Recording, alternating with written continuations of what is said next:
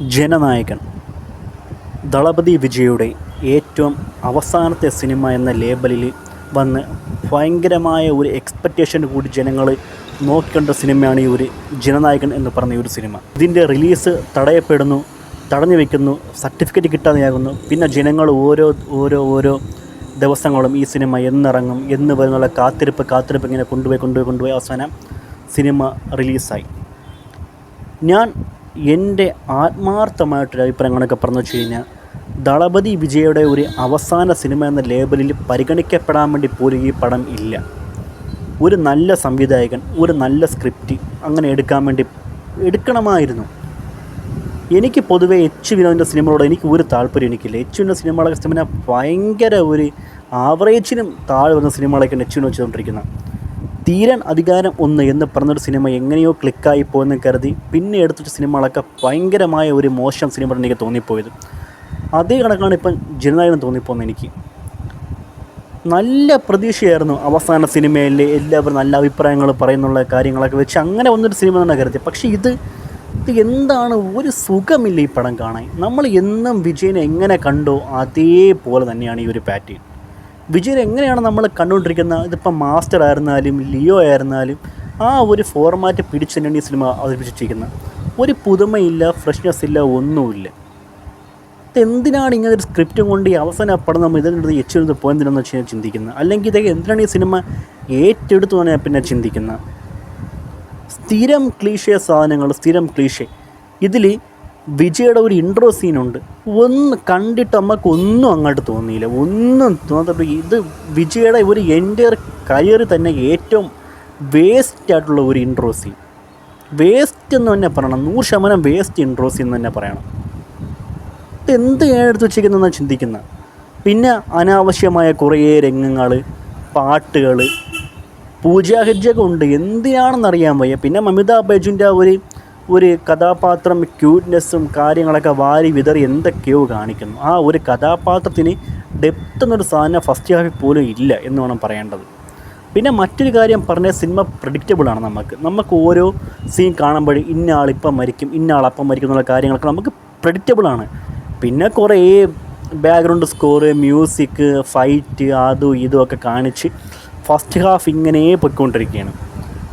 നമുക്ക് കാണുമ്പോൾ തന്നെ ഒരു മുഷിപ്പും നമുക്ക് ഭയങ്കര ഒരു നിരാശയാണ് ഈ സിനിമ ഇങ്ങനെ കാണുമ്പോൾ. എന്താണെന്ന് നമുക്ക് ഭയങ്കര ഒരു നിരാശയാണ്. പിന്നെ ഈ സിനിമ ഒരു കഥാഗതിയിലേക്ക് നടന്നപ്പോൾ ഒരു 2 മണിക്കൂറിനൊക്കെ ശേഷം സിനിമ കാണാൻ ഇത്തിരി പോലെങ്കിലും കൊള്ളായിരുന്നു. അങ്ങനെ അപ്പോഴാണ് ഈ സിനിമയുടെ ഒരു യഥാർത്ഥ ഒരു പവർ വരുന്ന, ഒരു പവർ പഞ്ച് വരുന്ന, പിന്നെ ഉള്ള ആക്ഷനും സീക്വൻസും വന്നു പോയ ഒരു കഥയുടെ എലമെൻ്റൊക്കെ അത്യാവശ്യം അവിടെ ഗംഭീരമായിരുന്നു. തുടക്കവും ഇൻ്റർവെല്ല് ബ്ലോക്കൊക്കെ എന്താണെന്ന് എനിക്കറിയാൻ വയ്യ, എന്താണെന്ന്.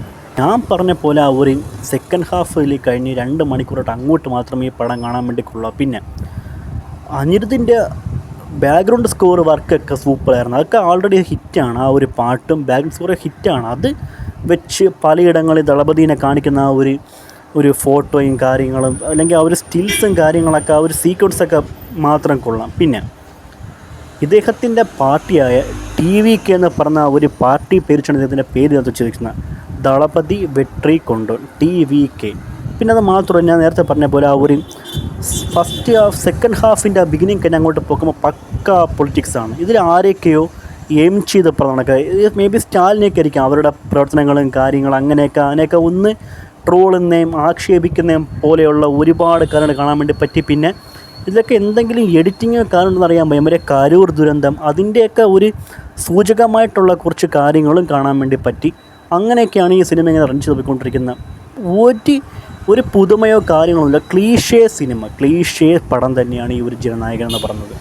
വിജയുടെ mass action, BGM, I am വെയിറ്റിങ്ങിന് വരാം, ഐ ആം കമ്മിങ്, അങ്ങനെയുള്ള ഒരുപാട് കാര്യങ്ങൾ. പിന്നെ മറ്റേ വി കച്ചേരി ആ ഒരു പാട്ടിൽ ക്ലൈമാക്സ് 1 ലാസ്റ്റ് ഡാൻസ് അവനെ കാണിച്ചിരിക്കുന്ന ആ ഒരു മൊമെൻറ്റ്, അത് ഗംഭീരമായിരുന്നു. പഴയ പാട്ടുകളിലൊക്കെ ഒരു ലൈറ്റ് മിക്സിംഗ് ഒക്കെ ചേർത്ത് ഇതൊക്കെ ആ ഒരു 2 മിനിറ്റ് ഡാൻസ് സൂപ്പറായിരുന്നു, അത് പറയണം. പിന്നെ നേരത്തെ പറഞ്ഞ പോലെ ഒരു 2 മണിക്ക് ശേഷമാണ് ഈ സിനിമ ഒന്ന് എൻഗേജ്ഡ് ആവുന്നത്. പിന്നെ ഈ സിനിമ നിങ്ങൾ ഇനി കാണാൻ വേണ്ടി പോകണമോ വേണമെന്നുള്ള കാര്യം ചോയ്സ് ഈസ് യുവേഴ്സ് ആണ്. 2 കാര്യമുണ്ട്. ഒന്ന്, സിനിമ ഗംഭീരമാണെന്ന് പറഞ്ഞ് പോയി കാണരുത്. ഫസ്റ്റ് ഹാഫൊക്കെ മഹാമോശമാണ്. സെക്കൻഡ് ഹാഫിൻ്റെ ഒരു 1 അവർ മാത്രം കാണാൻ വേണ്ടി കൊള്ളാം. പിന്നെ വിജയിനെ അവസാനമായിട്ട് ബിഗ് സ്ക്രീനിൽ കാണണമെന്നുള്ള കാര്യം ഉണ്ടെങ്കിൽ നിങ്ങൾക്ക് സഹിച്ചു പോരുന്ന കണ്ടിട്ട് വരാൻ വേണ്ടി പറ്റും. പക്ഷേ ഇതൊന്നും ഒരിക്കലും ഒരു ആരാധന ആഗ്രഹിച്ച കാര്യമൊന്നുമില്ല. എൻജോയ്മെൻറ്റ് ചെയ്ത് ഒരു വൈബിൽ വരണം, ഒരു കിഡ് സിനിമ എന്ന് കരുതിയിരുന്നത്. പക്ഷേ ഒന്നും നടന്നിട്ടില്ല. വളരെ മോശമാണ്. വളരെ മോശമായിട്ടുള്ള മേക്കിങ്ങും കാര്യങ്ങളൊക്കെ നടന്നിരിക്കുന്ന സിനിമ നിങ്ങൾ കാണാൻ വേണ്ടി പോകണമോ വേണമെന്ന കാര്യത്തിലൊന്ന് ചിന്തിക്കണം. വിജയിനെ കാണാൻ വേണ്ടി വേണമെങ്കിൽ നിങ്ങൾക്കൊന്ന് പോയി കാണാൻ വേണ്ടി പറ്റും. പക്ഷേ ആൾമോസ്റ്റ് പടം വളരെ മോശമാണ്. വളരെ മോശം വെച്ചാൽ വളരെ വളരെ വളരെ വളരെ മോശമെന്ന് ഞാൻ പറഞ്ഞുള്ളൂ. ഇങ്ങനെ നമുക്ക് സഹിച്ചിരുന്ന് ഫസ്റ്റ് ഹാഫ് മൊത്തം കണ്ട് പിന്നെ സെക്കൻഡ് ഹാഫിലേക്ക് പോകേണ്ട ഒരു കാര്യമൊന്നുമില്ല. ഒരു നല്ല സംവിധായകനോ നല്ല സ്ക്രിപ്റ്റോ കിട്ടി അവസാന സിനിമ വിജയം എടുത്തെങ്കിൽ ഗംഭീരമായി പോകുന്ന കാര്യം മാത്രമേ പറയാൻ വേണ്ടതുകൊണ്ട് ഇനി കാണുന്നുണ്ടെങ്കിൽ ഒന്ന് കാണാൻ വേണ്ടി പോകുന്നിടത്ത് ഒന്നുകൂടെ അന്വേഷിച്ചിട്ട് മാത്രം ഒന്ന് ചിന്തിച്ചിട്ട് മാത്രം പോകാൻ വേണ്ടി ശ്രമിക്കുക. എന്നെ അപേക്ഷിച്ച സിനിമ എനിക്ക് ഭയങ്കര ഒരു മോശം നിരാശ എനിക്ക് തന്നിരിക്കുന്ന ഒരു എക്സ്പെക്റ്റേഷനോ ഒക്കെ അപ്പുറം തകർന്നു പോകുന്നതാണ് പറയേണ്ട. ഒരു എക്സ്പെക്റ്റേഷനൊക്കെ വളരെ മോശമാണ് എനിക്ക് തോന്നിപ്പോയത്.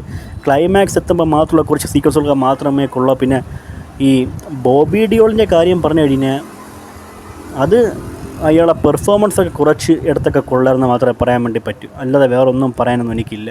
അത്യാവശ്യം കൊള്ളാം. സ്ഥിരം ക്ലീഷേ വില്ലൻ ടൈപ്പ് തന്നെയാണ് അയാളും ചെയ്ത് വെച്ചിരിക്കുന്നത്. അതുകൊണ്ട് ഇനി ഈ ഒരു യുഗം ഇവിടെ അവസാനിക്കാൻ വേണ്ടി പോവുകയാണ്. ദളപതി യുഗം തീർന്നു. ഇനി സിനിമ ചെയ്യുമോ ഇല്ലേ എവരെന്ന് നമുക്കറിയത്തില്ല. എന്നാൽ ഇനി എന്തെങ്കിലും കാരണം കൊണ്ട് എന്തെങ്കിലുമൊക്കെ ഒരു പടം വരുമോ എന്നുള്ള പ്രതീക്ഷ നമുക്ക് കാത്തിരിക്കാം. സോ അങ്ങനെ വിജയ് യുഗം അവസാനിച്ചു. വിജയ്ക്ക് വേണ്ടി മാത്രമാണ് നിങ്ങൾ ഈ സിനിമ പോയി കാണുന്നുള്ള കാര്യം പറഞ്ഞുകൊണ്ട് എനിക്കും ഇത്ര മാത്രമേ പറയാൻ വേണ്ടിയുള്ളൂ. ലാസ്റ്റ് ഡാൻസ് എന്ന് പറഞ്ഞ് വന്ന ഈ സിനിമ ലാസ്റ്റ് മോശമായി പോകണമെന്ന് എനിക്ക് തോന്നിപ്പോയത്.